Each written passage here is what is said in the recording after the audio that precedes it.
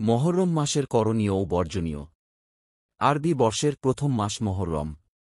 ইসলামে মাসটির গুরুত্ব ও তাৎপর্য রয়েছে।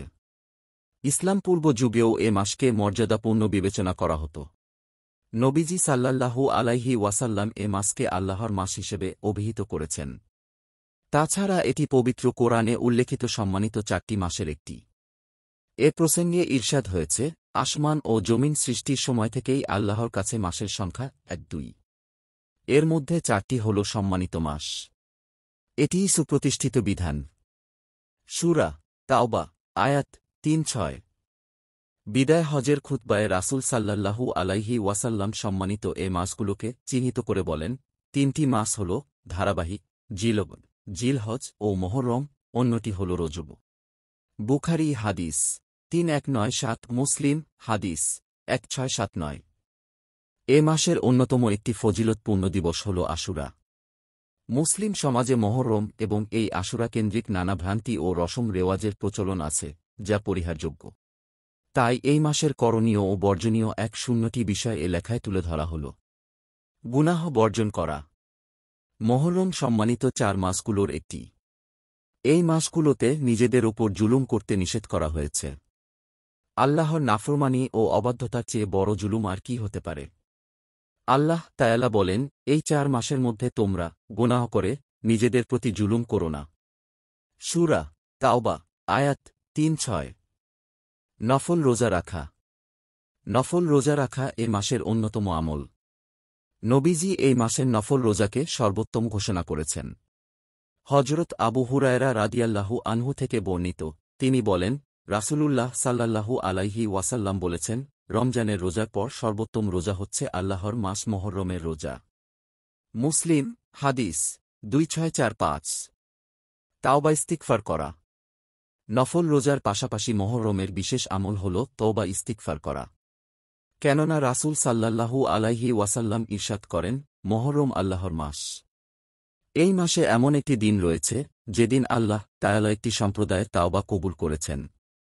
আশা করা যায় সেদিন অন্যান্য সম্প্রদায়ের তাওবাও কবুল করা হবে। তিরমিজি হাদিস 741। তাই ক্ষমা পাওয়ার আশায় বেশি বেশি তাওবা ইস্তিগফার করা উচিত। আশুরার রোজা রাখা। এ মাসের বিশেষ ফজিলতপূর্ণ দিন হচ্ছে 10ম দিন তথা আশুরা। আশুরার রোজা রাখা মুস্তাহাব আমল। আবু কাতাদা রাদিয়াল্লাহু আনহু থেকে বর্ণিত, রাসূলুল্লাহ সাল্লাল্লাহু আলাইহি ওয়াসাল্লাম বলেন, আশুরার একদিনের রোজার ব্যাপারে আমি আল্লাহর কাছে এই আশা করি যে তিনি এ রোজার অছিলায় বান্দার আগের 1 বছরের গুনাহ মাফ করে দেবেন। মুসলিম হাদিস 1162। 9 বা 11 মহররমে রোজা রাখা। শরীয়তে আশুরার রোজা 2টি। মহররমের 9 ও 10 তারিখ কিংবা 10 ও 11 তারিখ।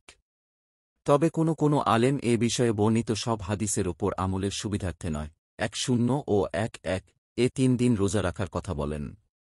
ইবনে আব্বাস রাদিয়াল্লাহু আনহু থেকে বর্ণিত, রাসূল সাল্লাল্লাহু আলাইহি ওয়াসাল্লাম বলেছেন, তোমরা আশুরার দিন, মহররমের 10ম দিবস, রোজা রাখো এবং তাতে ইহুদিদের বিরুদ্ধাচরণ করো। আশুরার আগে 1 দিন বা পরে 1 দিন রোজা রাখো। মুসনাদে আহমদ হাদিস 2154। বিধর্মীদের সাদৃশ্য পরিত্যাগ করা। মহররমের 10ম দিবসে ইহুদিরা রোজা রাখত। এ দিনটিকে তারা ঈদের মতো উদযাপন করত। তাই নবীজি ওই দিনের সঙ্গে আরেকটি রোজা পালনের নির্দেশ দিয়ে বিধর্মীদের বিরোধিতার শিক্ষা দিয়েছেন। ইবাদতের মতো বৈধ বিষয়ে এমন বিরোধিতা হতে পারলে বিধর্মীদের নিজস্ব সভ্যতা সংস্কৃতির বিরোধিতা করার বিধান কত কঠোর হতে পারে। হাদিস শরীফে এসেছে, যে ব্যক্তি যে জাতির সাদৃশ্য অবলম্বন করে, কিয়ামতের দিন সে ওই জাতির দলভুক্ত হবে।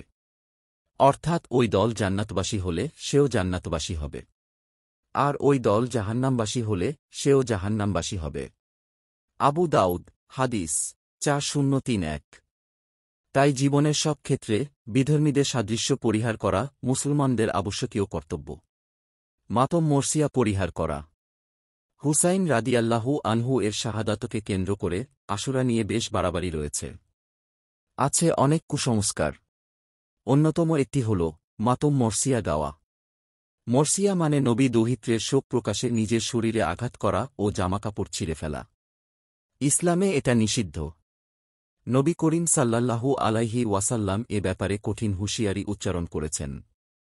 তিনি বলেন, যে ব্যক্তি শোকে দুঃখে চেহারায় চপেটাঘাত করে, জামার বুক ছিঁড়ে ফেলে এবং জাহেলি যুগের মতো হাহুতাশ করে, সে আমার উম্মতের অন্তর্ভুক্ত নয়।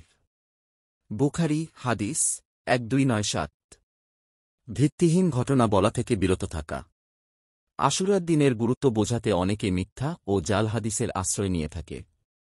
যেমন এলিন ইউসুফ আলাইহি ওয়াসাল্লাম এর জেল থেকে মুক্তি, ইয়াকুব আলাইহি ওয়াসাল্লাম এর চোখের জ্যোতি ফিরে পাওয়া, ইউনুস আলাইহি ওয়াসাল্লামের মাছের পেট থেকে মুক্তি লাভ, হজরত ইদ্রিস আলাইহি ওয়াসাল্লামকে আসমানে উঠিয়ে নেওয়া ইত্যাদি। আবার এদিনেই কিয়ামত সংঘটিত হবে এমন ধারণা করা। এসব ঘটনা ও ধারণার কোনো ভিত্তি নেই। আল আসারুল মারফু পৃষ্ঠা 64-100 মা ছাবাহা বিসুন্নাহ ফি আয়ামিস সানাহ পৃষ্ঠা 253-257। রসমরেওয়াজ থেকে বিরত থাকা। রোজা ও তওবা ইস্তিগফারের গুরুত্ব ছাড়া বিশেষ কোনো আমল নেই মহরম মাসে। অথচ আশুরা কেন্দ্রিক মনগড়া আমল ও রসম বিভিন্ন সমাজে প্রচলিত আছে। ধর্মীয় কোনো বিষয়কে কেন্দ্র করে যে কোনো ধরনের প্রথা, প্রচলন ও কুসংস্কার বিদাতের অন্তর্ভুক্ত। কিছু কুসংস্কার শিরকের নামান্তর। এগুলো গোমরাহি ও ভ্রষ্টতা। আর আল্লাহ তাআলা বলেন, পথভ্রষ্ট লোক আল্লাহর রহমত থেকে নিরাশ থাকে। সূরা হিজর আয়াত 5-6। রাসূল সাল্লাল্লাহু আলাইহি ওয়াসাল্লাম বলেছেন, প্রতিটি বিদাত ভ্রষ্টতা, আর প্রতিটি ভ্রষ্টতার পরিণাম জাহান্নাম। মুসলিম হাদিস 1535। আশুরাকে কারবালা দিবস মনে না করা। আশুরা মানেই কারবালা নয়। আশুরার মর্যাদা ও ঐতিহ্য ইসলাম পূর্ব যুগ থেকেই স্বীকৃত। 10 মুহররম কারবালার প্রান্তরে নবীজি সাল্লাল্লাহু আলাইহি ওয়াসাল্লাম এর প্রিয় দৌহিত্র হুসাইন রাদিয়াল্লাহু আনহু ও তার পরিবারের মর্মান্তিক শাহাদাতের ঘটনাটি তাৎপর্যপূর্ণ। আশুরার সঙ্গে মিলে যাওয়া কাকতালীয়, হৃদয়বিদারক এ ঘটনাটিকে কেন্দ্র করে এক শ্রেণীর লোকের শোক প্রকাশের অযৌক্তিক নানা আয়োজনের কারণে আশুরা ও কারবালাকে একাকার মনে করে থাকে অনেকে।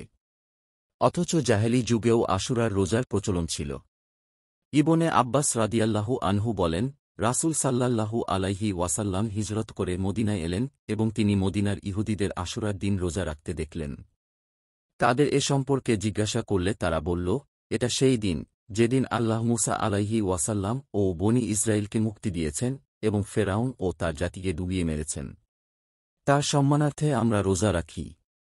তখন রাসূল সাল্লাল্লাহু আলাইহি ওয়াসাল্লাম বলেন, আমরা তোমাদের চেয়েও মূসা আলাইহি ওয়াসাল্লামের বেশি নিকটবর্তী। এরপর তিনি এদিনে রোজা রাখার নির্দেশ দিলেন। সহিহ মুসলিম হাদিস 2548। তাই ফজিলতপূর্ণ ঐতিহ্যের এই আশুরাকে শুধু কারবালা দিবস হিসেবে প্রতিষ্ঠিত করা মূর্খতা ও দুর্বিসন্ধি। আল্লাহ তাআলা সব ধরনের বিভ্রান্তি ও বিদআত থেকে আমাদের হেফাজত করুন। কোরআন ও সুন্নাহ অনুযায়ী আমল করার তৌফিক দান করুন।